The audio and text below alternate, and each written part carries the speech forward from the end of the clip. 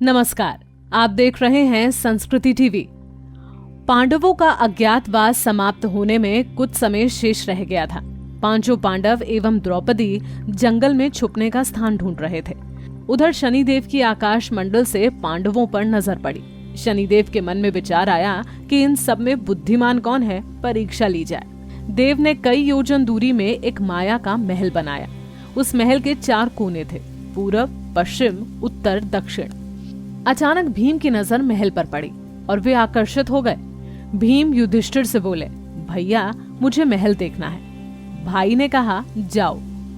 भीम महल के द्वार पर पहुंचे। वहां शनिदेव दरबान के रूप में खड़े थे।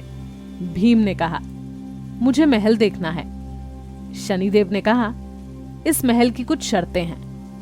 पहली शर्त, महल के 4 कोनों में से आप एक ही कोना देख सकते हैं। दूसरी शर्त, महल में जो देखोगे उसकी सार सहित व्याख्या करनी होगी। तीसरी शर्त, अगर व्याख्या नहीं कर सके तो कैद कर लिए जाओगे। भीम ने कहा, मैं स्वीकार करता हूं, ऐसा ही होगा। और वे महल के पूर्व छोर की तरफ गए। वहां जाकर उन्होंने अद्भुत पशु पक्षी और फूलों व फलों से लदे वृक्षों का नजारा किया। आगे जाकर देखते हैं कि 3 कुएं हैं, अगल बगल में छोटे और बीच में एक बड़ा कुआं। बीच वाले बड़े कुएं में पानी का उफान आता है और दोनों छोटे खाली कुओं को पानी से भर देता है। फिर कुछ देर बाद दोनों छोटे कुओं में उफान आता है तो पर बड़े कुएं का पानी आधा ही रहता है, पूरा नहीं भरता। इस क्रिया को भीम कई बार देखता है पर समझ नहीं पाता और लौटकर दरबान के पास आता है। दरबान, क्या देखा आपने?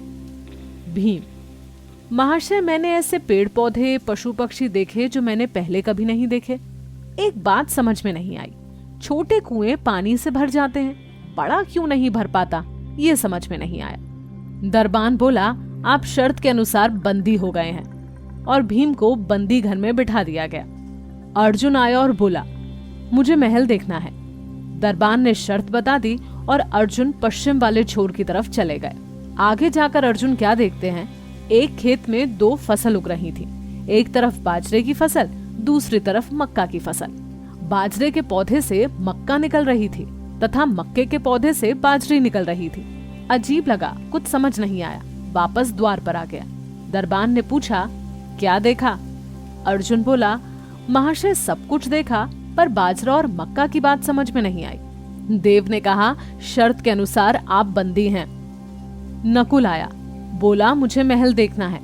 फिर वे उत्तर दिशा की ओर गया। वहां उसने देखा कि बहुत सारी सफेद गायें जब उनको भूख लगती है तो अपनी छोटी बच्चियों का दूध पीती हैं। उसे कुछ समझ नहीं आया, द्वार पर आया। क्या देखा? नकुल बोला, महाशय गाय बच्चियों का दूध पीती हैं, ये समझ नहीं आया, तब उसे भी बंदी बना लिया। सहदेव आया, बोला, मुझे महल देखना है। और वे दक्षिण दिशा की ओर अंतिम कोना देखने के लिए गया। क्या देखता है, वहां पर एक सोने की बड़ी शिला एक चांदी के सिक्के पर टिकी हुई, डगमग डोले पर गिरे नहीं छूने पर भी वैसे ही रहती है।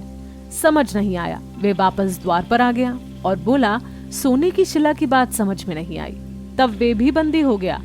चारों भाई बहुत देर से नहीं आए, तब युधिष्ठिर को चिंता हुई। वे भी द्रौपदी सहित महल में गए। भाइयों के लिए पूछा, तब दरबान ने बताया वे शर्त अनुसार बंदी हैं। युधिष्ठिर बोला, भीम तुमने क्या देखा? भीम ने कुएं के बारे में बताया।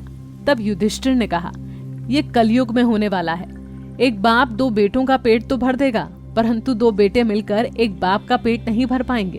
भीम को छोड़ दिया। अर्जुन से पूछा, तुमने क्या देखा? उसने फसल के बारे में बताया। युधिष्ठिर ने कहा, ये भी कलयुग में होने वाला है।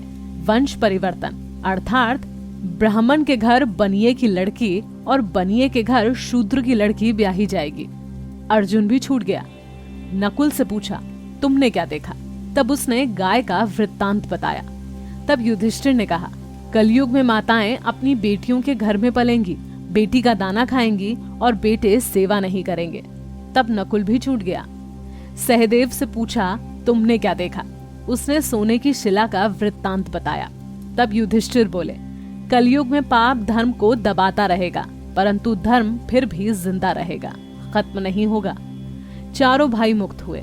शनिदेव ने माना कि युधिष्ठिर सबसे अधिक बुद्धिमान है। कथा के अनुसार कलयुग में सब घटित हो रहा है। देखते रहिए संस्कृति टीवी। नमस्कार।